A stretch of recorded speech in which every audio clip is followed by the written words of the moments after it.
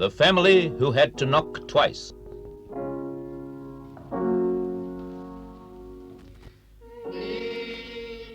John Samuel Williams, machinist from Cape Town, saved up for 20 years to make the long voyage from South Africa to Britain. He bought 7 tickets to Southampton. He packed all his worldly goods into 16 boxes. He crated up the family piano. And with his wife and 5 sons, John Williams sailed 6,000 miles to England. He was 68. It was the journey of a long, hard lifetime.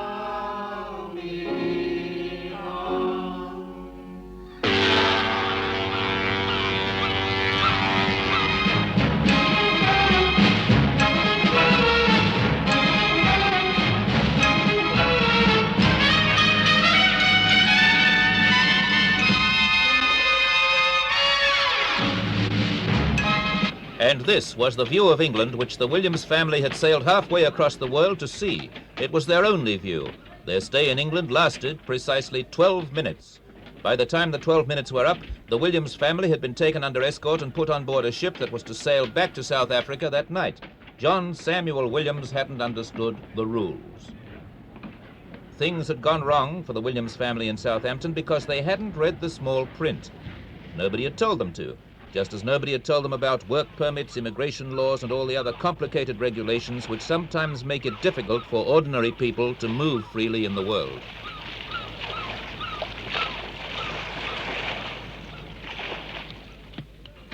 Until they found themselves going back up the gangway, the Williams family had no doubts.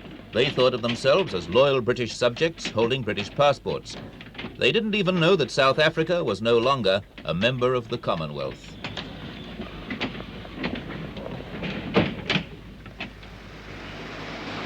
Scenically, South Africa is a beautiful country. The Williams family are known there as Cape Coloureds.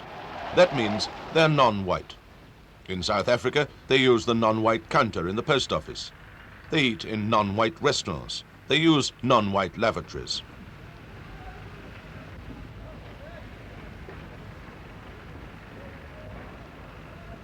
For Williams himself, the effect of segregation was probably not all that important. He and his wife had always worked too hard to bother much. But the future was different. That belonged to their 5 sons. Mr. and Mrs. Williams had decided that their boy's brightest future lay in Britain. Last December, John Williams told his wife that he'd saved up enough money to realize his dream. This is the house they sold. It helped to pay for their return fares, a total of £1,550.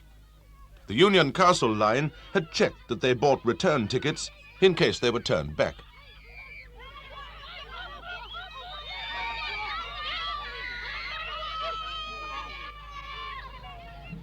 It never occurred to Mrs. Williams that in the welfare state of Britain, her 68-year-old husband would be thought too old to work. Mrs. Williams herself is a qualified nurse and midwife. There would be no trouble for her, she'd been told, finding a job in a land of understaffed and overcrowded hospitals. The oldest son, Matthews, could get work in a clerical job. The 4 younger boys could get a British education, or so they thought.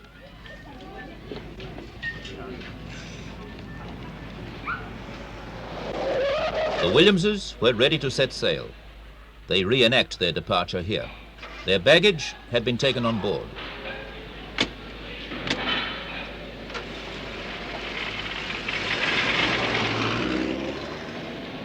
Mrs. Williams had insisted that the piano went too.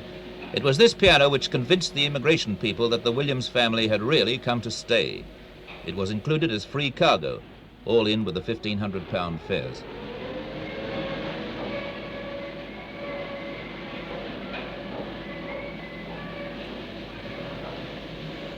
As the Williamses began their long voyage north, it never crossed their minds that in the eyes of the people who make and keep the rules, this was a journey which wasn't really necessary. We talked to 2 men in Cape Town who were well versed in the small print and knew all about the regulations. Mr. Reg Austin, Managing Director of Union Castle. The Williams were booked through an agent who booked them on the normal tourist basis, he tells us. They had took out return tickets and had sufficient funds for their journey. We are not restricted, but we are careful. We are, every sense, absolutely happy that we did nothing to upset them in any way. We treated them as we treat all our passengers, with every care and courtesy, and we feel no sense of responsibility whatsoever. We're very sorry for them indeed. Most passengers to England from Cape Province go to the Cape Town British Consulate. The Williams family say they were among the 400 people who call in there for advice each week.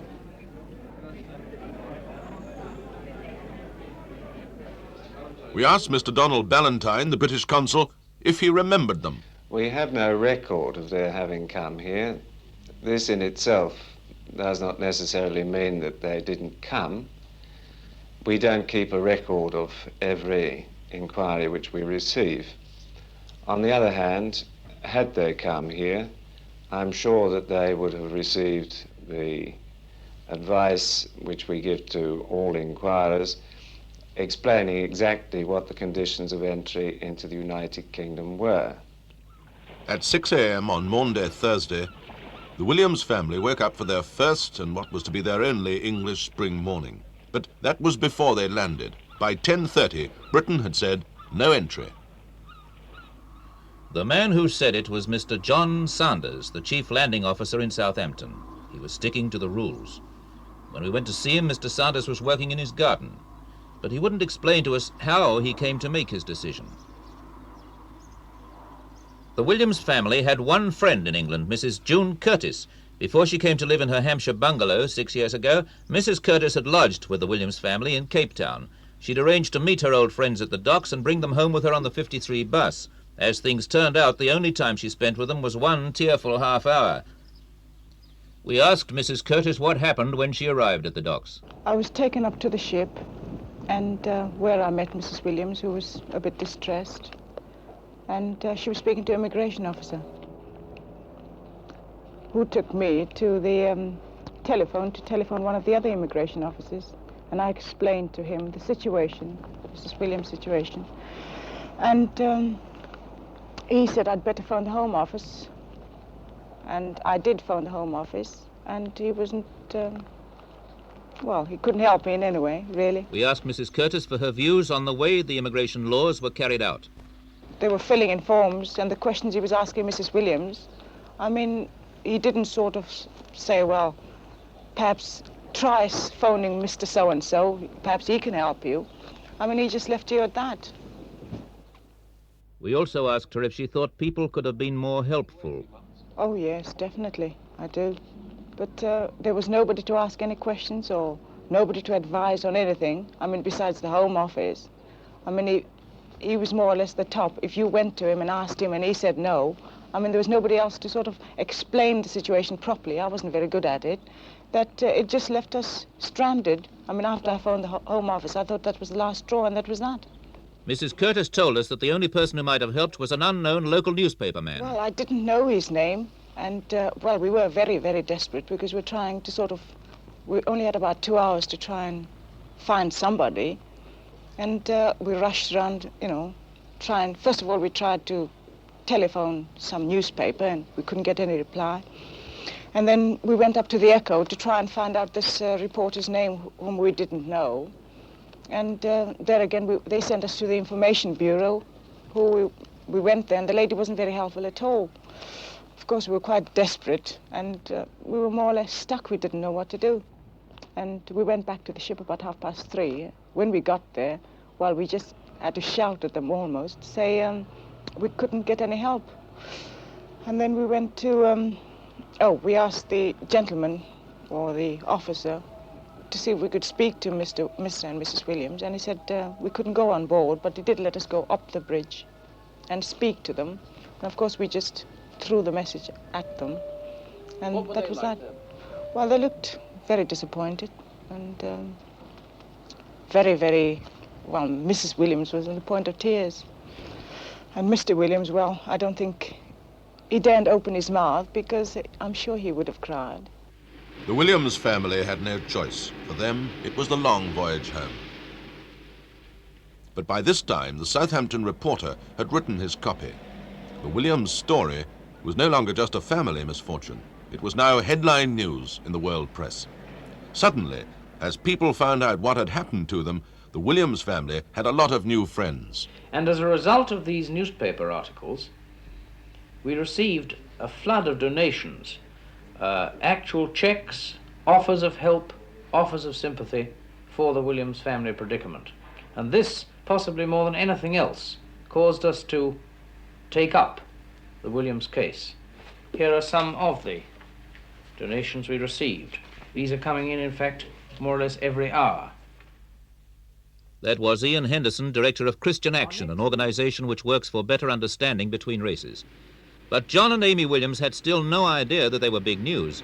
From Las Palmas, their last port of call, they wrote to Mrs. Curtis. And this is what Mrs. Williams said. We left South Africa as loyal subjects and arrived at Southampton as loyal subjects to our Queen Elizabeth III.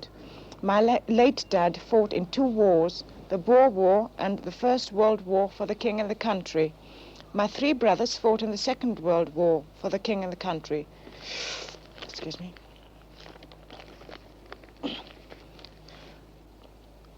Oh, I think it is dreadful. As loyal subjects to both South Africa and England, we feel our children, along with us, should have had a fair chance of at least 3 months. Our savings had gone on a tourist trip. We landed at Southampton and returned as though we had been disloyal. God must please help me with my husband and my 5 children. While the Williamses were accepting what they thought was the inevitable, Christian Action was busy. Things can go very wrong, but sometimes with help they can be mended, even over a crackling radio telephone link to a ship at sea 4,000 miles away.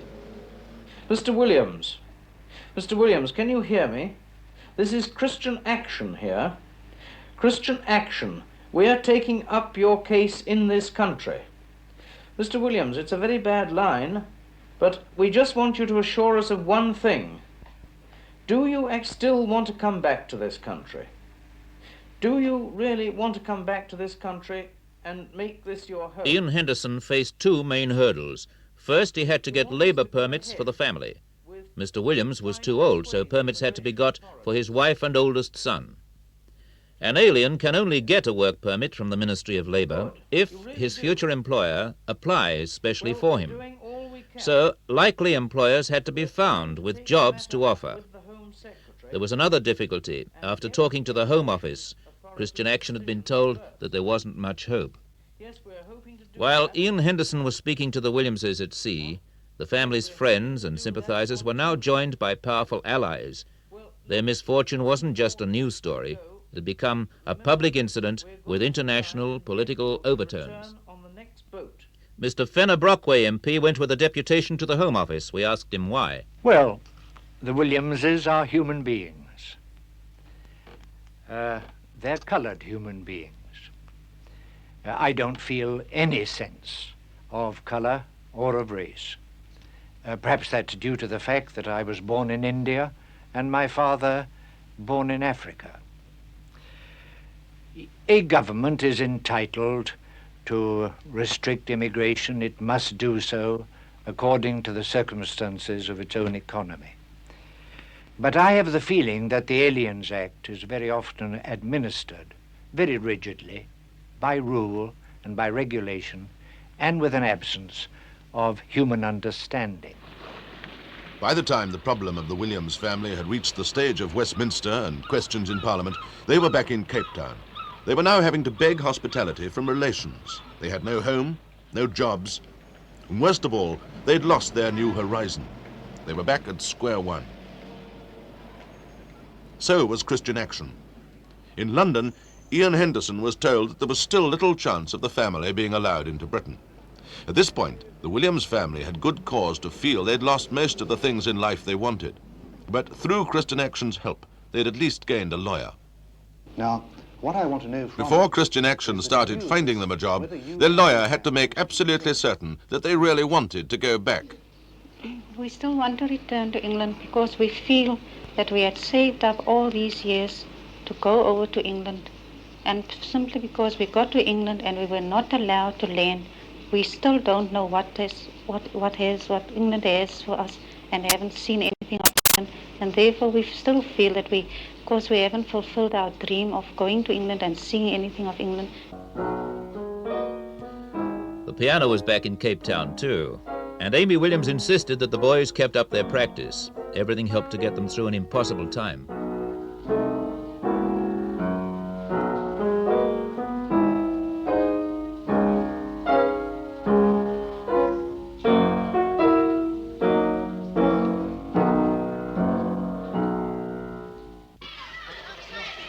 Football too.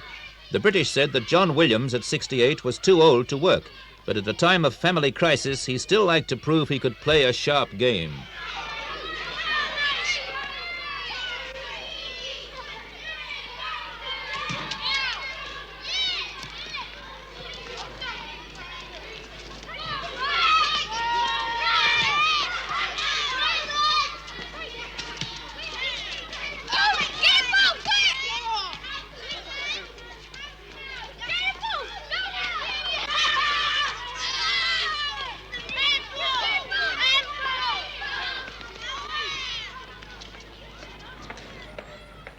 While the Williams family were doing their best to keep cheerful, the tedious legal technicalities of getting them back to England were being shouldered largely by one woman, Mrs. Judith Hart of Barnes, Surrey, MP for Lanark, a housewife and mother. Mrs. Hart had tried to raise the Williams case in the House of Commons. First time round she'd had bad luck and her question wasn't allowed by the Speaker. But Mrs. Hart wasn't one to give up. I was terribly rude, I'm afraid, to people because I went round the tea room and the cafeteria and the dining room, and normally one doesn't thrust pieces of paper under people's noses while they're eating and say, look, could you have a look at this and sign it if you agree? But in fact, I did. And I collected, I suppose, about 50 or 60 signatures within the space of an hour or so. So the next possible thing, was to move the adjournment of the House.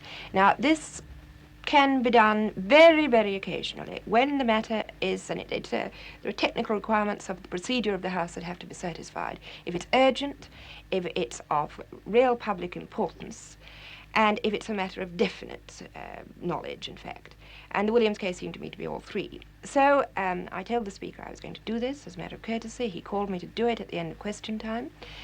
And it turned out to be one of the biggest rows that the House has seen for quite a long time. Quite clearly, I wasn't the only person who was angry. A large number of people on both sides, from different points of view, felt extremely passionately either for or against on the Williams case.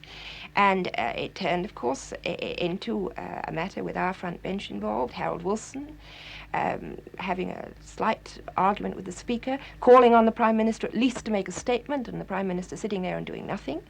And it went on for about, time is so odd in that place, but a quarter of an hour, 20 minutes. And it failed.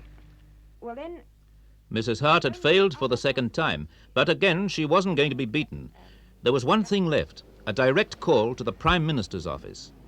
The case of John and Amy Williams and family had been taken as far as it could go, the topmost person. In fact, it was the leader of the House of Commons, Mr. Selwyn Lloyd, who gave the first sign that the Williamses could come back. In a committee room of the Commons, Mr. Lloyd told Mrs. Hart, if work can be found for Mrs. Williams and the eldest son, they can come back into Britain whenever they like. And they can bring their piano too. So the machinist and his family from Cape Town were on their way. Christian Action had found them jobs. Their employers had got them work permits from the Ministry of Labour. The Prime Minister's office had intervened, and the Home Office had whispered a very quiet yes.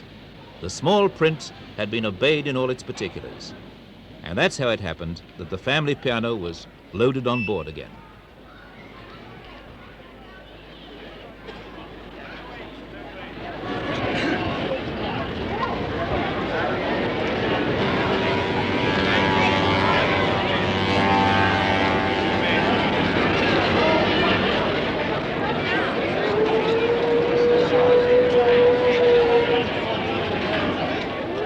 I say that I'm only a simple man and I like to go traveling, and I must thank all the people in South Africa for everything what they've done. We asked Mrs. Williams about the piano which caused all the trouble in the first place. Well, actually, I don't. I can't say that I don't. That I regret taking it with. for the simple reason that I just merely took it with for the children's, for the fact that the children had to practice, and I meant to give my friends also the pleasure of hearing them play on the piano. Towards the end of the time they were waiting in South Africa, a lot of different stories got around about the Williams family's real intentions. To satisfy the South African government, who had offered them somewhere to live, John Williams had asked whether there was any chance of being helped with their return fares in case it all went wrong again. After all, he'd made one very expensive mistake. As things turned out, the family were only too grateful for the single tourist class fares which Christian Action gave them.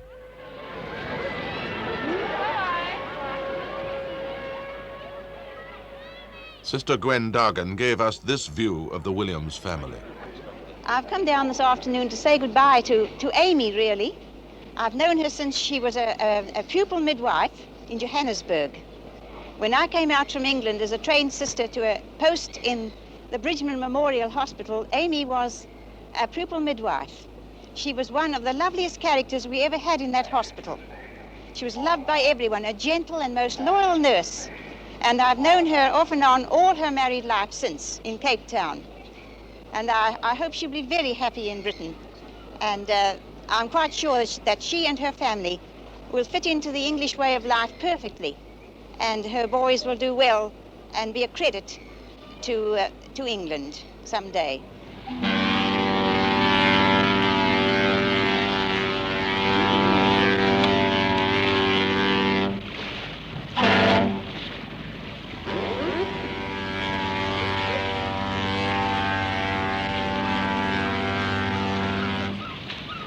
For the last word, we went again to Mrs. Hart. Well, you know, one's got to think of them as being perfectly ordinary, simple people who are caring, like most ordinary families, about their children. They're not living in a world of politics, although the situation that surrounds them in South Africa is shot through with politics. They've said that what they're anxious to have is better opportunities for their children. And I think in that context, one sees them as people who are trying to express their own ideals in a situation of difficulty and are trying to break out. This is why they wanted to come here. This is why one is, so desperately glad that they're getting here. Every day, newcomers arrive in Britain from halfway and more across the world. Often the promised land seems grey and drab, and settling in is a difficult and sometimes disillusioning business. And always there's the small print, the complicated rules and regulations about money and work permits and the immigration laws. But it's still important that Britain should seem to have a welcome on the mat.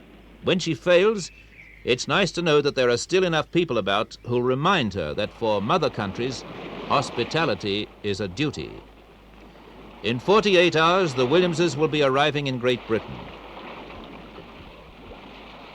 World in Action says welcome back.